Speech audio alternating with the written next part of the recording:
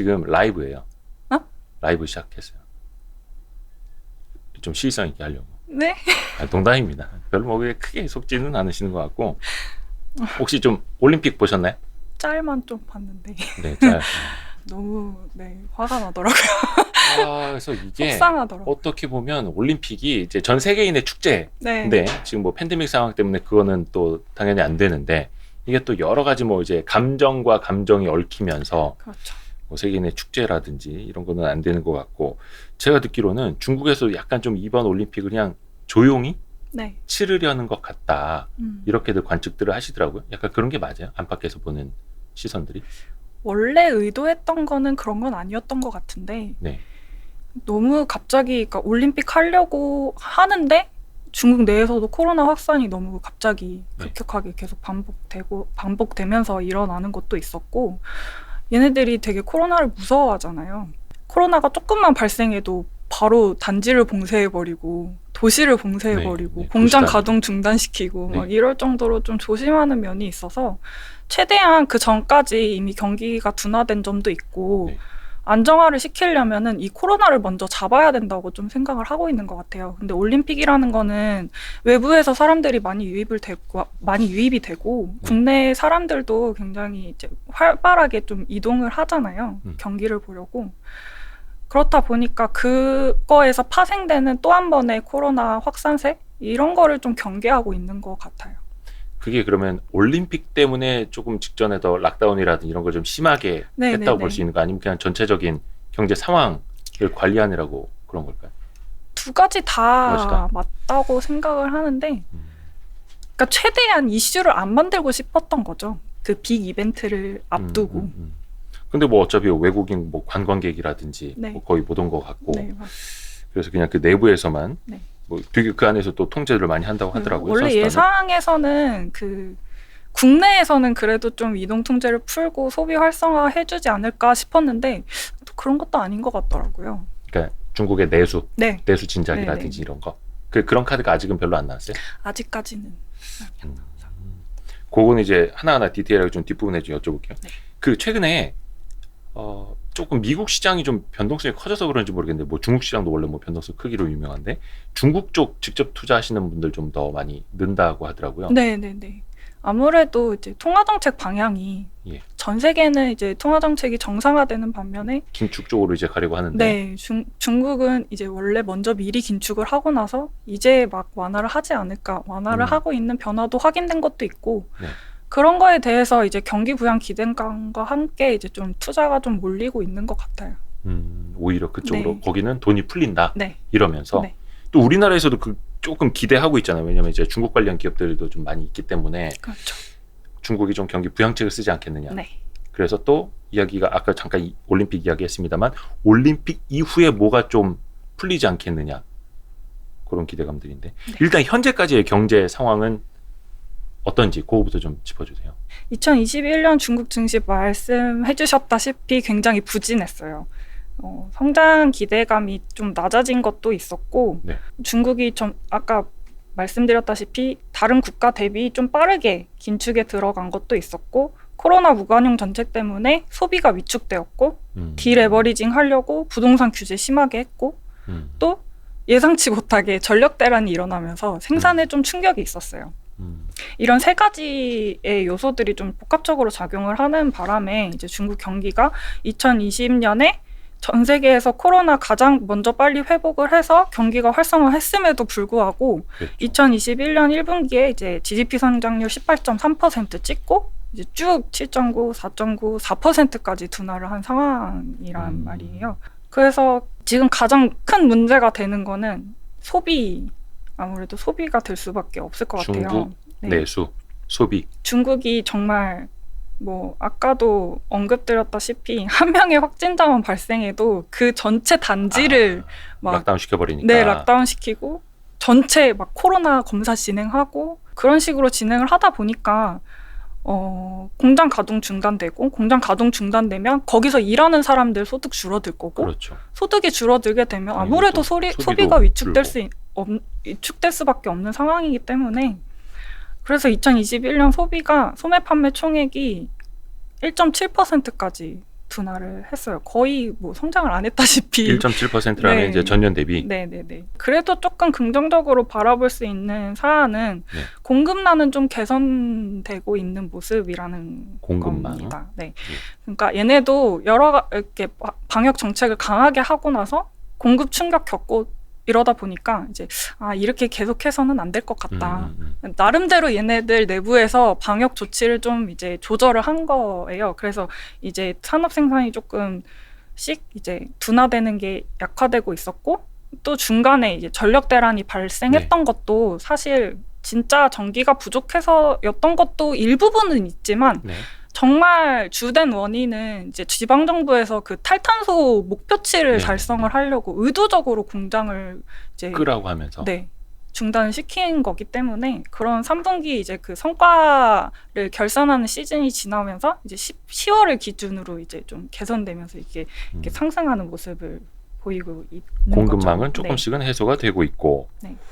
그렇지만 이제 수요는 정말 안 좋다.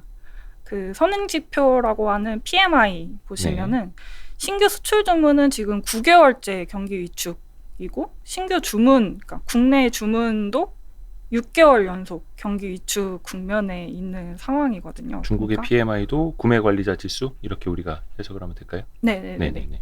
그래서 그거는 중국의 지금 가장 큰 문제는 소비다. 그러니까 공급망과 생산은 조금씩은 이제 풀리고는 있는데 아직까지 회복 움직임이 보이지 않는 게 소비. 그거는 이제 방역 정책하고도 이제 맥을 같이 하는 거라서. 그렇죠. 사실 그 춘절이나 올림픽 이런 빅 이벤트들이 이제 같이 몰리면서 그래도 이제 얘네들이 내수 활성화를 하려고 이동 통제를 좀 완화할 거라고 생각을 했었는데 생각보다 오히려 더 세게 하고 있는 거 아니에요? 오히려 더 세게 했었죠. 네네네. 그러면 일단은 그 뭐 여력은 있습니까? 이거를 좀 풀어줄 만한? 네, 그래서 이제 얘네가 조기 긴축을 진행을 했었죠. 네. 그러고 나서 이제 12월 달에 경제 공작 회의를 진행하면서 거기서 보고서에서 한 얘기가 원래 중국이 항상 자기네들 경제는 안정적으로 회복하고 있다. 라는 말을 계속 했었어요. 근데 12월에는 3가지 충격에 직면해 있다. 그 3가지 충격이 뭐냐면 수요 위축, 공급 충격, 기대 약화. 이 3가지 문제. 기대 약화. 네. 기대감이 좀 수요 없어졌다는 공급은 거죠. 알겠는데 기대가 약화된다는 건 뭐예요? 그러니까 경기가 좋아질 거라는 기대감이 약화된 거죠. 그러니까 안 좋아질 거라고 보는 시각이 더 많아진 거죠. 어떤 뭐 심리 지수 같은 것들. 그래서 이제 12월 달에 그렇게 3가지 문제에 직면을 했다고 얘기를 하면서 이제 통화 정책을 조금 완화할 수 있는 그런 점을 시사를 했어요. 원래 인민은행 통화 정책 보고서에서도 그 유동성 자체를 그 유동성 수문을 관리하겠다. 약간 이런 식으로 이런 표현을 쓰는데, 그러니까 유동성을 넘치지도 적게도 않게 합리적인 수준에서 유지를 하겠다. 그 수준은 어디까지냐? M2랑 사회 대출 총 증가율이 명목 GDP 수준까지 맞추겠다. 이런 내용이었는데 이번에 그런 내용도 삭제가 됐어요. 그러고 안정적인 통화 정책을 하겠다라는 것을 굉장히 강조를 했는데요. 그게 12월까지의 움직임이었고 그러면서 안정적으로 통화 정책을 관리하겠다라는 거는 명목 GDP 증가율보다 과하게 그러니까 통화량이 더 늘어나지 않도록 과하지 않게 관리하겠다라는 게 12월까지의 버전? 네, 그렇죠. 그랬는데 이제 12월 달에 그렇게 경기가 안 좋다는 거를 인지를 하고 나서 12월 말쯤에 이제 지준율을 한번 인하를 해요. 그러고 나서 그게 12월 말이었던가요? 지준율 인하가? 12월쯤에 지준율을 인하를 하고 LPR 금리 1년 물짜리를 또 인하를 해요.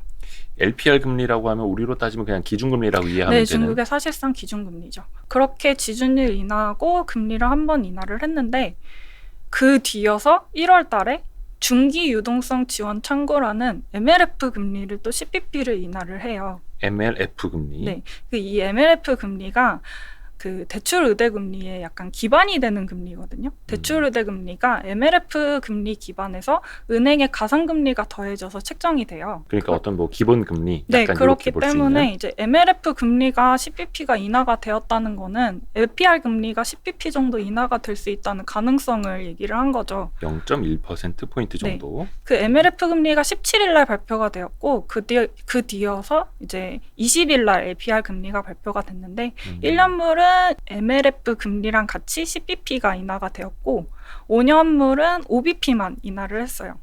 그 이 5bp만 인하를 한 이유도 있는데요. 네. 그 LPR 5년물은 모기지 대출이랑 관련이 있는 금리이기 때문에 네. 사실 이거를 인하할까 아닐까 되게 좀 관심사였어요. 그러니까 이거를 인하한다는 것은 어떻게 보면 부동산 규제를 완화를 할 의지가 있다라는 얘기니까. 5년물 금리 네. 경우에. 예. 그렇기 때문에 이거를 10bp 똑같이 인하를 할지. 원래 과거에는 항상 이제 10bp를 인하를 하면은 둘 다 1년물, 5년물 모두 10bp를 인하를 했었는데 이번에는 만약에 5년물 LPR 금리가 인하가 되지 않는다면 중국은 계속해서 그런 강력한 부동산 규제를 유지를 할 거라는 의지를 반영을 하는 거고 10bp를 인하하면 부동산 시장 부양하겠다라는 네. 의지로 좀 해석할 수 있을 것 같고 근데 네. 그보다는 조금 적은 5bp만 인하가 됐단 말이에요. 그러면은 막 적극적으로 완화하려는 것도 아니고 네. 그렇다고 지금 뭐 안 좋은 상태로 방치하겠다라는 네네네, 것도 그렇죠. 아니고 딱 그런 밀당. 스탠스를 보이는 거죠. 밀당이네, 밀당. 네네네. 약간 중국은 요 금리 구조가 우리랑 좀 달라가지고 네네. 이해하기가 조금 복잡해요. 한 번 더 머리를 써야 되는데 일단은 LPR이 우대금리, 네. 그리고 그 밑에 있는 게 MLF라는 기본금리. 네네. 그러니까 요 두 개 차이를 어떻게 이제 조절하느냐인데 두 개 다 시차를 두고는 조금씩 이제 낮췄다라는 네. 거고. 참 저 이제 궁금증. 중국에서도 LPR, MLF 이렇게 용어를 써요? 네네네. 자기네 방식으로 뭐 중국어로 쓰는 게 아니라. 중국어 영문으로? 나오고 영문 나옵니다.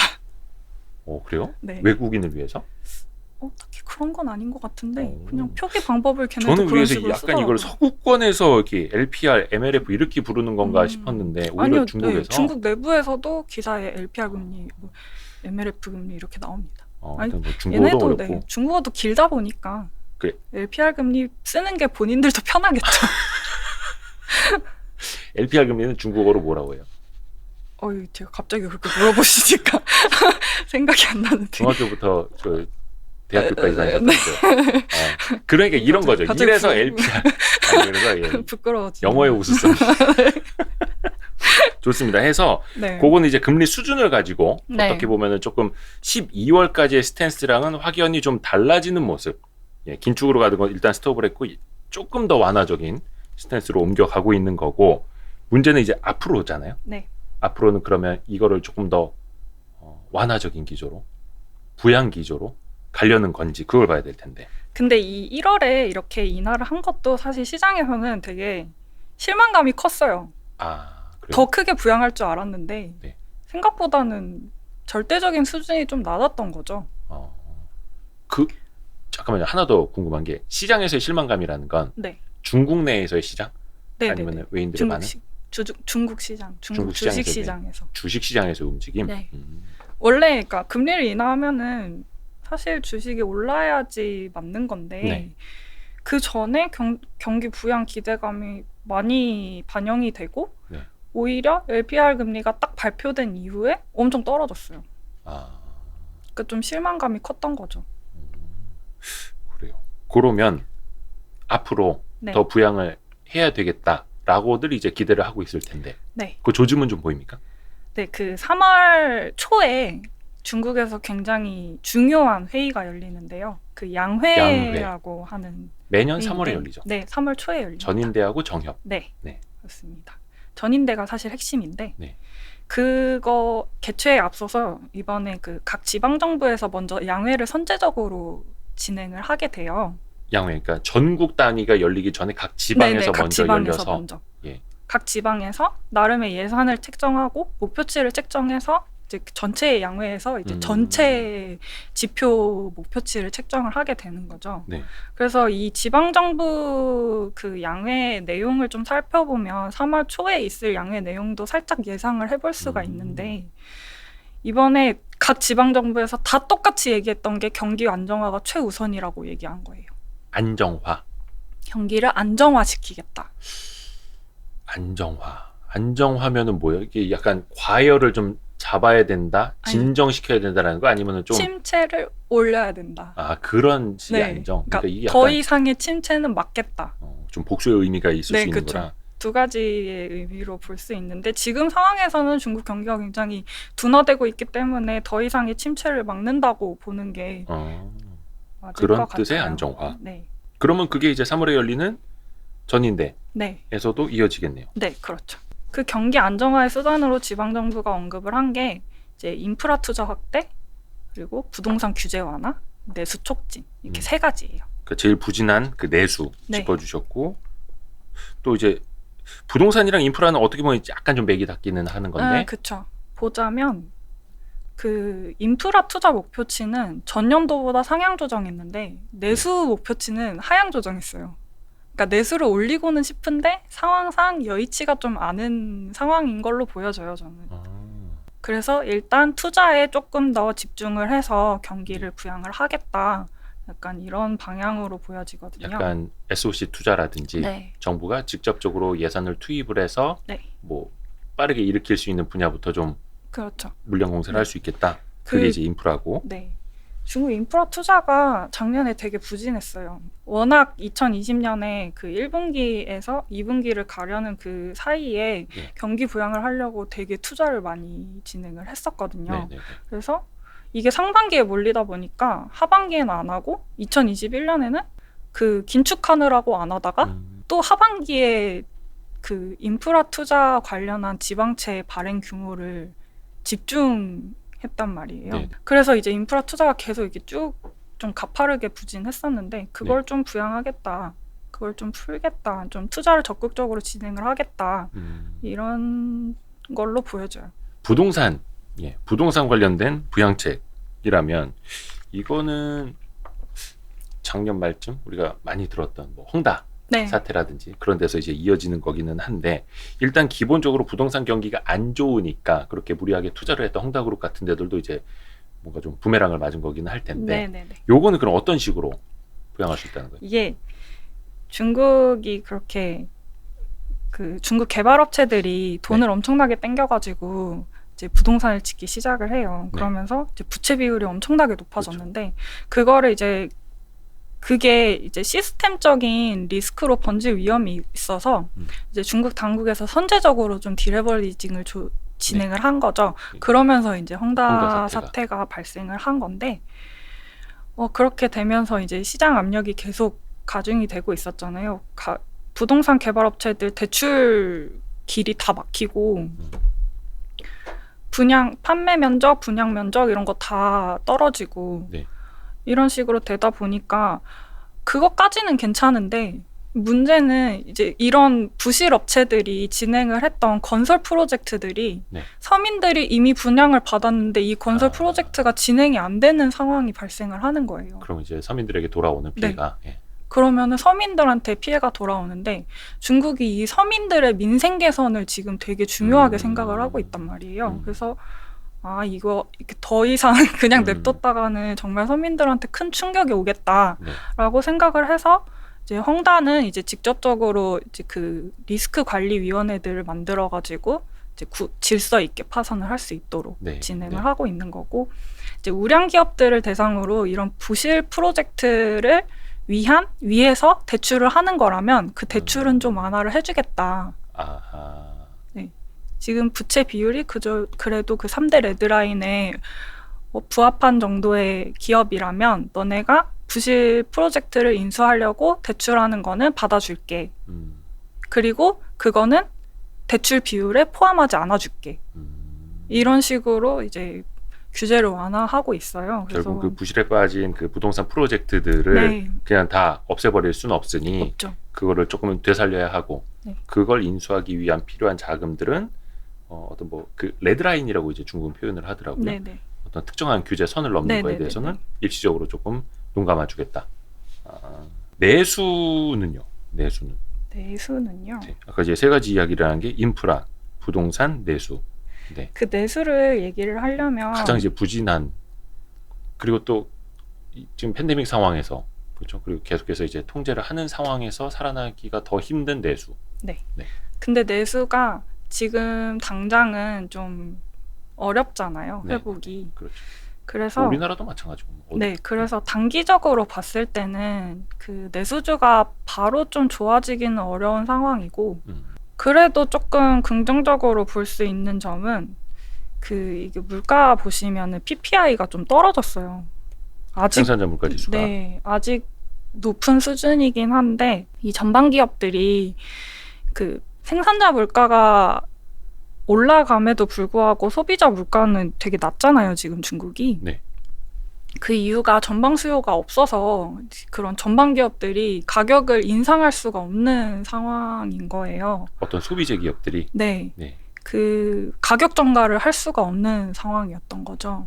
그래서 그러니까 마진 부담이 되게 컸는데 생산자 물가는 올라가고 있는데 네. 내수 자체가 소비가 안 좋으니 판가를 올리기도 힘들고 그런 상황이었는데 이게 꺾임이 확인됨으로써 그래도 전방 기업의 수익성 부담이 조금은 이제 완화가 될 수 있지 않을까라는 점에서 지수가 좀 꺾이면서 네. 그런 점에서 이제 내수주의 수익성 개선이 조금 기대가 되고 있는 상황이고요. 그거는 이제 뭐 최악은 면했다 막 이런 거네요. 네네네, 그 정도로 볼 수 있을 것 같아요. 마진이 더 좋아진다가 아니라 네네네. 마진이 안 좋아지는 흐름은 좀 끝날 거다.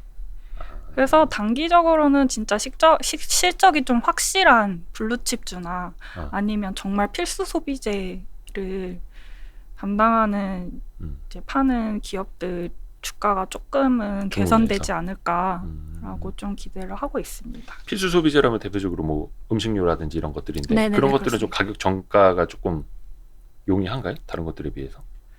다른 것들에 비해서 조금 움직임은 있는 것 같아요. 네. 그 조미료 기업이라는 그 해천미업도 가격 인상을 하겠다고 얘기를 한 것도 있었고, 근데 그것도 사실 수요가 진짜 탄탄하게 받쳐줘야지 이게 용이하게 진행이 되는데 그 부분은 조금 더 지켜봐야 될 것 같아요.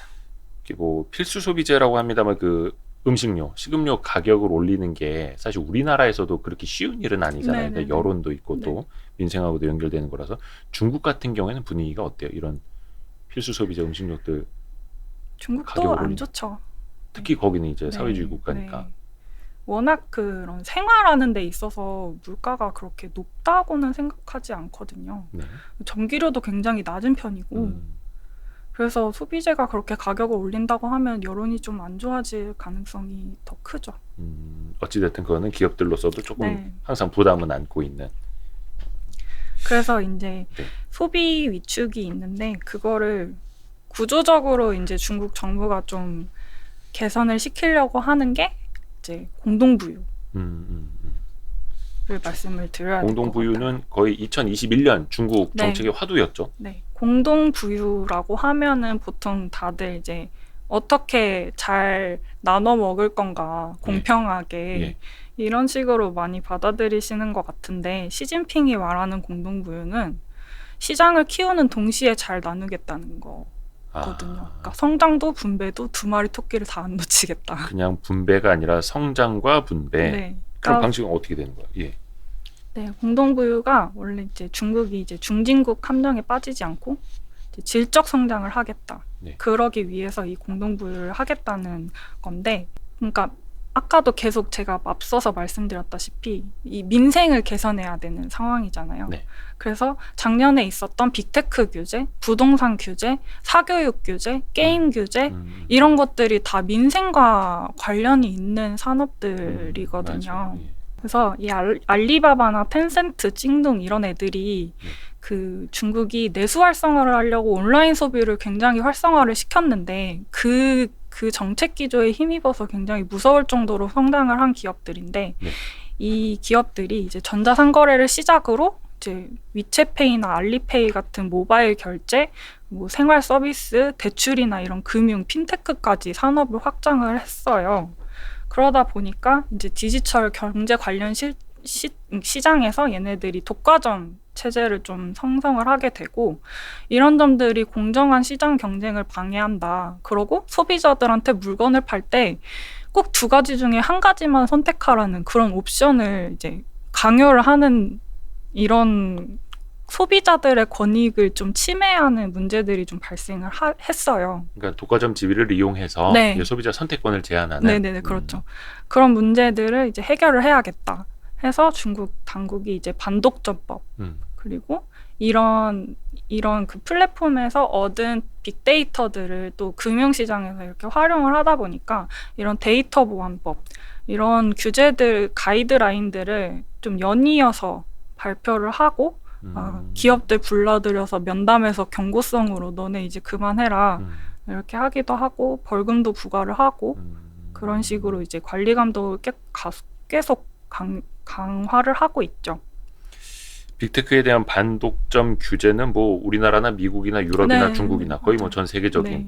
현상이기는 하네요. 근데 이 공동부유라는 목표 자체가 굉장히 장기적인, 중장기적인 목표이기 때문에 네. 그런 측면에서 봤을 때 이런 빅테크 규제도 장기화될 가능성이 굉장히 큰 거죠. 근데 이게 규제가 벌금이 부과되고 나면 사실 일단락이 돼야 되는데, 잊을만 하면 다시 벌금을 부과하고, 잊을만 하면 또 다시 벌금을 부과하고, 약간 이런 식으로 나 너네 계속 예의주시하고 있어, 이런 식이어가지고 지금 K-웹 주가가 이제 중국 인터넷 기업들 주가인데, 네. 규제를 시작한 이후로 계속 하락세. 오른쪽 아래에 있어요. 있는 차트. 네, 근데 저는 이 하락세가 좀 장기화될 거다. 중국의 어떤 빅테크들은 일단 불확실성 해소라는 게 없네요. 네, 조금 단기적으로는 앞이 안 보이는 상황인 거죠.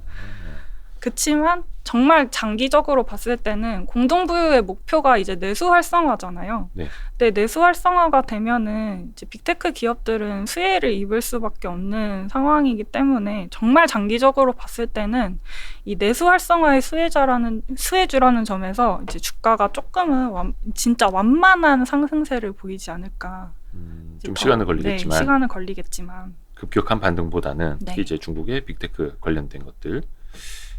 중국 빅테크 쪽으로는 또 다양한 방식으로 투자하시는 분들이 많아가지고 뭐 알리바바, 그렇죠. 정동닷컴이라든지. 네.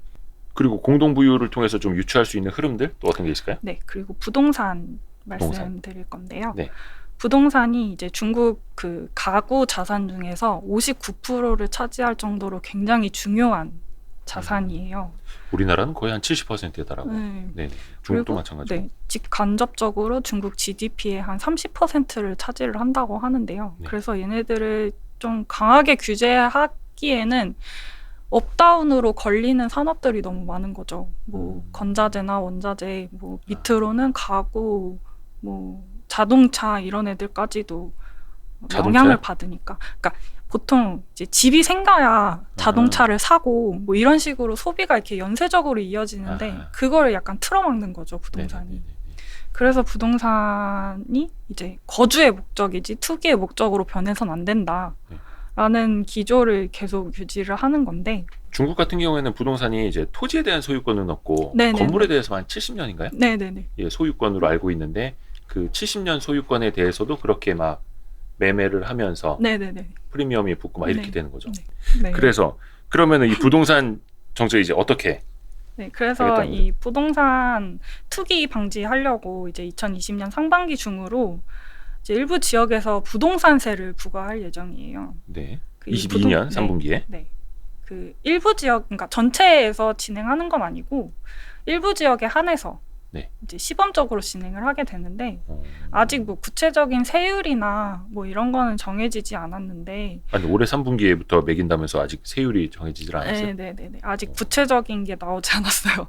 그래서 근데 그냥 예상하건대는 세율이 그렇게 높게 측정되진 않을 것 같아요. 왜냐하면 그런 고소득자들이 부동산을 갖고 있음으로써 세금을 부과해야 된다. 그럼 이게 세율이 너무 높아버리면 또 부동산이 대거 시장으로 나오는 그런 부작용이 초래가 될 수 있고 뭐 여러 가지 여러 가지 부작용들을 고려하지 않을 수 없기 때문에 시범적으로 진행하는 부분에 대해서 세율은 그렇게 높지는 않게 책정이 될 것 같아요. 그리고 뭐 점진적으로 좀 올려갈 수는 있어도 이게 일종의 우리로 따지면 보유세 개념이에요? 네, 그렇죠. 근데 아직 세율이 정해지지 않았다. 근데 그것도 일단은 일부 지역에서 시범적으로 네. 계획을 하는 거고, 뭐 당연히 이제 버블이라고 볼 수 있는 지역부터 뭐 시작은 할 수 있겠네요. 그 이 부동산세 개혁이 또 시행을 하는 이유가 지방 정부가 그러니까 중국은 그 직접세 비중이 굉장히 낮거든요. 그러니까 지방 정부가 세수원으로 확보할 수 있는 가장 큰 게 그 토지 양도세였는데 네. 그 부동산 개발 기업들의 대출이 막히면서 이제 토지 구매율이 떨어지고 그러면서 이제 토지 양도 그 세수로 그러니까 벌어들일 수 있는 세금이 줄어드니까 다른 방법을 찾게 되는 거죠. 아, 세수 확보를 위해서. 네. 그래서 이제 세수 수입이 확대가 되면은 이제 고소득으로부터 그러니까 세금을 받는 거기 때문에 이제 분배적인 측면에서도 조정이 가능한 그런 효과도 좀 기대해 볼 수 있을 것 같아요.